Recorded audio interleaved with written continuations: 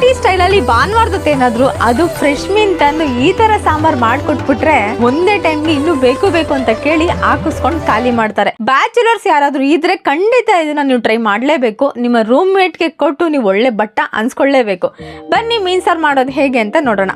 ಮೀನ್ ಸಾರು ಮಾಡೋಕ್ಕೆ ಮೇನ್ ಆಗಿ ಫ್ರೆಶ್ ಮೀನ್ ತಗೋಬೇಕು. ಕೆಲವು ಕಡೆ ಫ್ರೆಶ್ ಮೀನ್ ಅಂತಾರೆ, ಆದರೆ ಐಸ್ ಮೀನು ಅಥವಾ ಕೆಮಿಕಲ್ ಹಾಕಿರೋ ಮೀನನ್ನ ಸೇಲ್ ಮಾಡ್ತಾರೆ. ನಾನು ಕೂಡ ಸ್ಟಾರ್ಟಿಂಗ್ನಲ್ಲಿ ಈ ಥರ ಗೊತ್ತಿಲ್ಲದೆ ತಗೋತಾ ಇದ್ದೆ. ಆದರೆ ಈಗ ಫ್ರೆಶ್ ಮೀನು ತಗೊಳ್ಳೋಕ್ಕೆ ಸಿಂಪಲ್ ಟ್ರಿಕ್ ಏನಪ್ಪ ಅಂತ ಹೇಳಿದ್ರೆ, ಮೀನ್ ಮೇಲೆ ಏನಾದರೂ ಈ ಥರ ನೊಣಗಳಿದ್ರೆ ಅದನ್ನು ತಗೊಳ್ಳಿ. ನೊಣಗಳು ಕೆಮಿಕಲ್ ಇದ್ರೆ ಯಾವುದೇ ಕಾರಣಕ್ಕೂ ಅದ್ರ ಮೇಲೆ ಬರಲ್ಲ, ಅಂತ ಮೀನನ್ನ ತಗೊಳಕ್ ಹೋಗ್ಲೇಬೇಡಿ. ಹಾಗೆ ಕಣ್ಣತ್ರ ವೈಟ್ ಆಗಿದ್ರೆ ತಗೋಬೇಡಿ. ಈ ಥರ ಬ್ಲ್ಯಾಕ್ ಅಥವಾ ರೆಡ್ ಇದ್ರೆ ಮಾತ್ರ ಅಂತಹ ಮೀನನ್ನ ನೋಡಿ ತಗೊಳ್ಳಿ. ನಂದು ಕಾಟ್ಲಾ ಫಿಶು 2 kg ಪಾರ್ಸಲ್ ಆಗಿದೆ. ನೆಕ್ಸ್ಟ್ ಟಕ ಅಂತ ಮೀನ್ ಸಾರು ಮಾಡೋದು ಹೇಗೆ ಅಂತ ನೋಡೋಣ ಬನ್ನಿ.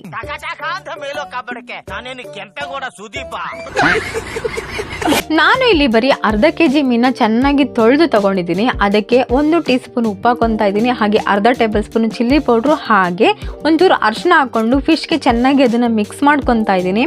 ಇದಾದ್ಮೇಲೆ ಅದನ್ನು 1 hour ನೆನೆಯೋಕೆ ಬಿಡಬೇಕು, ಅಂದ್ರೆ ಮ್ಯಾರಿನೇಟ್ ಆಗೋಕೆ ಬಿಡಬೇಕು. ಅದು ಚೆನ್ನಾಗಿ ಮ್ಯಾರಿನೇಟ್ ಆದ್ರೆ ಮೀನ್ ಸಾಂಬಾರು ಅಷ್ಟೇ ಟೇಸ್ಟ್ ಆಗಿರುತ್ತೆ.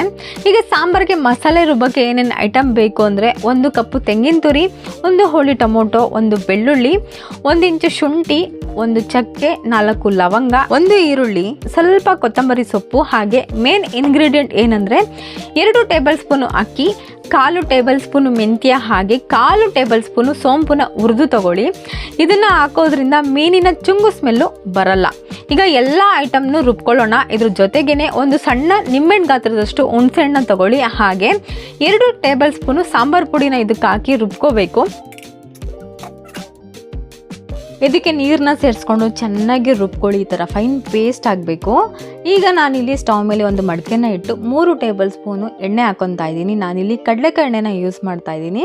ಹಾಗೆ ಇಲ್ಲಿ 1 ಈರುಳ್ಳಿನ ಕಟ್ ಮಾಡಿ ಹಾಕ್ಕೊಂಡು ಚೆನ್ನಾಗಿ ಹುರ್ಕೊತಾ ಇದ್ದೀನಿ. ಹುರ್ಕೊಂಡು ಆದಮೇಲೆ ರುಬ್ಕೊಂಡಿರೋ ಮಸಾಲೆನ ಹಾಕಿ ಸ್ವಲ್ಪ ನೀರನ್ನ ಹಾಕಿ ಅದನ್ನು ಮಿಕ್ಸ್ ಮಾಡಿ ಬೇಯೋದಕ್ಕೆ ಬಿಟ್ಬಿಡೋಣ. ಯಾಕಂತ ಹೇಳಿದ್ರೆ ಎಲ್ಲ ಐಟಮ್ನ ಹಸಿಯಾಗಿ ಹಾಕಿರೋದ್ರಿಂದ ಇಲ್ಲಿ ನಾವು ಅದನ್ನು ಬೇಯೋದಕ್ಕೆ ಬಿಟ್ಬಿಡಬೇಕು.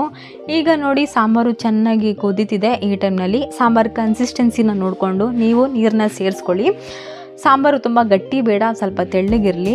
ರುಚಿಗೆ ತಕ್ಕಷ್ಟು ಉಪ್ಪು, ಒಂಚೂರು ಅರಿಶಿನ, ಅರ್ಧ ಟೇಬಲ್ ಸ್ಪೂನು ಧನಿಯಾ ಪೌಡ್ರನ್ನ ಹಾಕ್ಕೊಂಡು ಈ ಥರ ಮಿಕ್ಸ್ ಮಾಡಿ ಅದನ್ನು ಮತ್ತೆ ಬೇಯೋದಕ್ಕೆ ಬಿಟ್ಬಿಡಿ.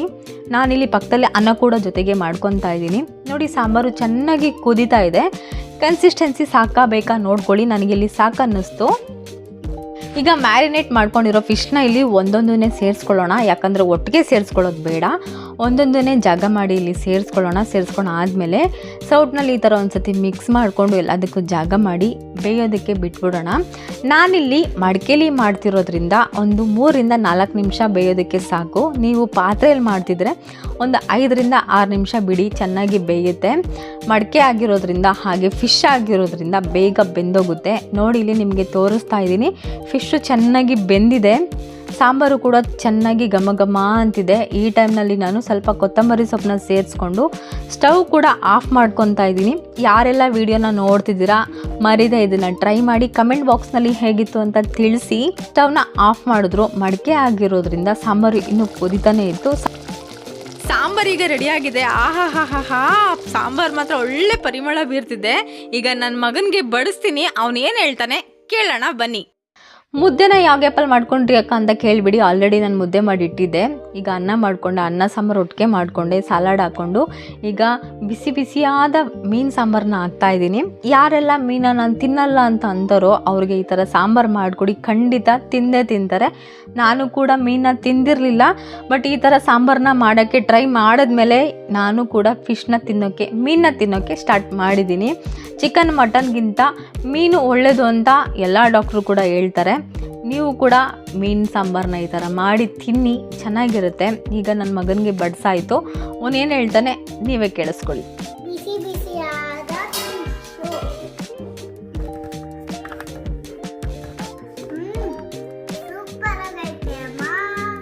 ನೋಡಿದ್ರಲ್ಲ ಮೀನು ಸಾರು ಮಾಡೋದು ಹೇಗೆ ಅಂತ. ನೀವು ಕೂಡ ಟ್ರೈ ಮಾಡಿ ಮರಿದೆ ಕಮೆಂಟ್ ಬಾಕ್ಸ್ನಲ್ಲಿ ಹೇಗಿತ್ತು ಅಂತ ತಿಳಿಸಿ.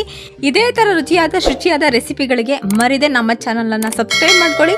ಹಾಗೆ ವಿಡಿಯೋ ನೋಡಿದ್ದಕ್ಕಾಗಿ ಧನ್ಯವಾದಗಳು. Thanks for watching.